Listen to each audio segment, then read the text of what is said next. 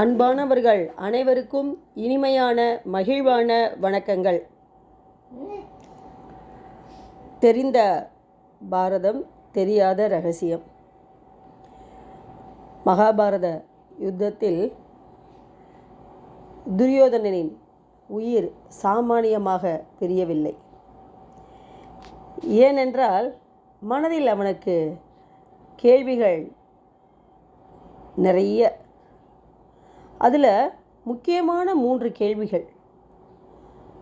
மகாபாரதத்தின் உச்சக்கட்ட குருட்சேத்திர போர், அங்கே நடந்த ஒவ்வொரு தருணமும் மனித வாழ்க்கையின் ஆழமான உண்மைகளை எடுத்துரைக்கிறது. அந்த போரின் இறுதி கட்டத்தில் கௌரவர்களின் தலைவனான துரியோதனன் தரையில் விழுந்திருந்தான். போரின் முடிவை தீர்மானித்த அந்த தருணத்தில் பீமன் தனது வாக்குறுதியை நிறைவேற்ற ஸ்ரீ கிருஷ்ண பகவான் காட்டிய சைகையின்படி துரியோதனனின் தொடையில் அடி கொடுத்தான். அந்த அடியில் துரியோதனன் வீழ்ந்தான். ஆனால் அவனது உயிர் உடனே பிரியவில்லை. உயிரை பிடித்திருந்த எண்ணங்கள் அந்த தருணத்தில் உடல் சிதைந்தாலும் மனம் இன்னும் போராடி கொண்டேதான் இருந்ததாம். ஸ்ரீ கிருஷ்ண பகவான் தனது ஞான திருஷ்டியால் இதை உணர்ந்தார். துரியோதனனின் மனதில் 3 கேள்விகள் தீராமல் இருந்தன. அந்த சந்தேகங்களே அவனது உயிரை உடலில் கட்டி வைத்திருந்தன. முதல் கேள்வி என்ன என்றால், நான் அஸ்தினாபுரத்தை சுற்றி பெரிய மதில்களை கட்டியிருந்தால் நீங்கள் என்ன செய்திருப்பீர்கள்? அந்த கேள்வி தன் பாதுகாப்பு மீது கொண்ட அகங்காரத்தின் வெளிப்பாடு.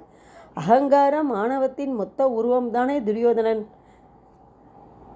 கிருஷ்ணன் அமைதியாக சிரித்தார். நீ மதில்கள் கட்டியிருந்தால் நான் நகுலனை அனுப்பி அதை இடிக்க செய்திருப்பேன். நகுலனின் குதிரை ஓட்டும் வேகத்துக்கு முன்னால் எந்த மதிலும் நிலைக்காது. பாதுகாப்பு என்பது வெளியில் இல்லை, அது உள்ளத்தில்தான் இருக்கிறது என்பதை பகவான் உணர்த்துவதற்காக துரியோதனின் மூலமாக அதை தெளிவுபடுத்துகிறார் என்பதுதான் உண்மை. எவ்வளவு பாதுகாப்பு இருக்கட்டுங்க, எவ்வளவு பாதுகாப்பு இருக்கட்டும், ஆனால் நம் உள்ளத்தில் அந்த பாதுகாப்பு நமக்குள் இல்லை என்றால் வெளி பாதுகாப்பு அனைத்துமே வேஸ்ட்டு தாங்க. ஒரு மாணவனை அவங்க அம்மா அப்பா, அவங்க ஆசிரியர்கள், அவன் நண்பர்கள் எல்லாரும் மோட்டிவேட் பண்ணலாம்.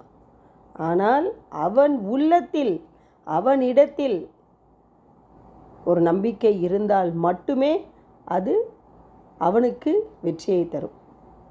இரண்டாவது கேள்வி, துரோணர் மறைந்த பின் நாங்கள் அஸ்வத்தாமனை தளபதியாக நியமித்திருந்தால் நீங்கள் என்ன செய்திருப்பீர்கள் என்ற கேள்வி. யார்? துரியோதனனின் கேள்வி. இந்த கேள்வியின் பொருள் என்ன தெரியுமாங்க? தன் படைத்திறனை நம்பிய அகங்காரம், தன் செல்வத்தின் மீதுள்ள மக்களின் அகங்காரம், தன் பதவியின் மீதுள்ள அகங்காரம். இதற்கு பகவான் என்ன பதிலளித்தான் பாருங்கள். அப்படி இருந்தால் நான் தர்மன் கோபப்படும்படி செய்திருப்பேன். தர்மனின் கோபம் எந்த மகாவீரனையும் சாம்பலாக்கும் சக்தி கொண்டது என்று கூறுகிறார். அப்படின்னா என்னங்க அர்த்தம்? அமைதியானவரின் கோபம் மிகப்பெரிய சக்தி என்பதை தான் அவர் சொல்கிறார். இதில் நான் துரோணருக்கு பதிலாக அவர் மகனை நான் நிற்க வச்சுருந்தா எப்படி அப்படின்லாம் அது நடக்கலை. அது இருந்தாலும் எதற்காக கிருஷ்ண பகவான் அந்த மாதிரி கேள்வியை கேட்க வைக்கிறார் என்றால், ஒவ்வொருத்தருடைய மனதில் இருக்கக்கூடிய கேள்விகள் தான் இது. அகங்காரம் இருக்கக்கூடாது, ஆணவம் இருக்கக்கூடாது, தன் படைபலம், தன் பதவி பலம் இதெல்லாம் இருந்தால் தவிடுபடி தான் வாழ்க்கை அப்படின்றத உணர்த்தும் விதமாகத்தான் கூறுகிறார். அதே மாதிரி அமைதியாக இருக்கிறாங்கன்னு பார்த்தீங்களா, யாரையும் புண்படுத்தக்கூடாது அப்படின்னு தான் உண்டு தான் வேலை உண்டு இருக்காங்க பார்த்தீங்களா, அவங்கள யாராலும் துன்பப்படுத்துகிறாங்கன்னு வச்சிங்களேன், அவங்க ஒரு வார்த்தை விட்டால் போதுங்க, அதனுடைய சக்தியே மிகப்பெரிய சக்திங்க. அதனால தான் நம்ம என்ன சொல்கிறது, யார் வாயிலையும் விழுகாதீங்கடா அப்படின்னு சொல்கிறோம். மூன்றாவது கேள்வி, நாங்கள் விதுரனை எங்கள் பக்கம் கொண்டு வந்து போரில் சேர்த்திருந்தால் நீங்கள் என்ன செய்திருப்பீர்கள்? இந்த கேள்வி தர்மத்தின் சக்தியை அறிந்த மனதின் வெளிப்பாடு. அப்போ கிருஷ்ண பகவான் சீரியமாக என்ன சொல்கிறாருன்னா, விதுரன் முன்பக்கம் இருந்திருந்தால் நானே ஆயுதம் ஏந்தி போர்க்களத்தில் இறங்கியிருப்பேன்கிறார். இந்த பதில் தாங்க எல்லாவற்றிற்கும் மேலான உண்மையை வெளிப்படுத்துகிறது. அதாவது தர்மத்தின் முன் தர்மம் ஜெயிக்க வேண்டும் என்றால் இறைவனே நேரடியாக களம் இறங்குவான் என்பது தாங்க உண்மை. இதுதான் உண்மை. கண்டிப்பாக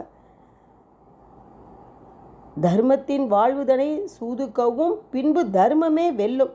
அந்த தர்மத்தை வெல்ல வைக்கிறதுக்கு இறைவனே நேரடியாக இறங்கி வருவார் என்பதுதான் இந்த மகாபாரதத்தின் கதை. இந்த 3 கேள்விக்கும் பதில் கிடைச்சிருச்சு.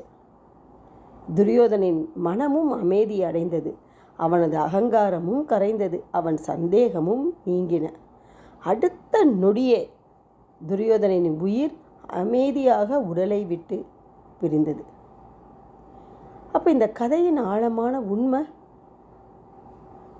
இந்த நிகழ்வு நமக்கு என்ன சொல்லுது பாடம்?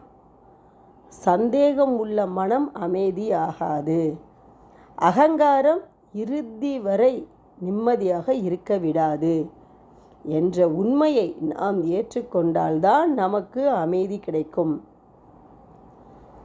மன அமைதி கிடைத்தால்தான் இறுதியில் நம் உயிரை சாந்தமாக விடக்கூடிய சக்தி கிடைக்கும். இல்லை என்றால் அவதிதான் பட வேண்டும் என்பதை தான் ஆண்டவன் நமக்கு உணர்த்துகிறார். அமைதியாக உள்ளவரிடம் மிகவும் நிதானமாக நடந்து கொள்ள வேண்டும். ஆணவக்காரர்களை விட்டு ஒதுங்கிவிட வேண்டும். பதவி படோபகாரம் எதுவுமே நிரந்தரம் கிடையாது. இறைவனின் பாதம் மட்டுமே நமக்கு தீர்க்கமான அமைதியை தரக்கூடியது என்று கூறி இறைவனின் பாதத்தை நாம் பற்றி கொண்டால் அகங்காரம் ஏது, ஆணவம் ஏது, கோபம் ஏது, காமம் ஏது, எதுவுமே கிடையாது. அவன் பாதமே சரணம் என்று கூறி உங்களிடமிருந்து விடைபெறுகிறேன். நன்றி, வணக்கம். வாழ்க வளமுடன், வாழ்க வையகம். இந்த கதை கண்டிப்பாக உங்களுக்கு பிடிச்சிருக்குன்னு நினைக்கிறேன். லைக் பண்ணுங்கள், ஷேர் பண்ணுங்கள் அண்ட் சப்ஸ்கிரைப் பண்ணுங்கள். தேங்க்யூ. மீண்டும் அடுத்த கதையில் உங்களை சந்திக்க வருகிறேன்.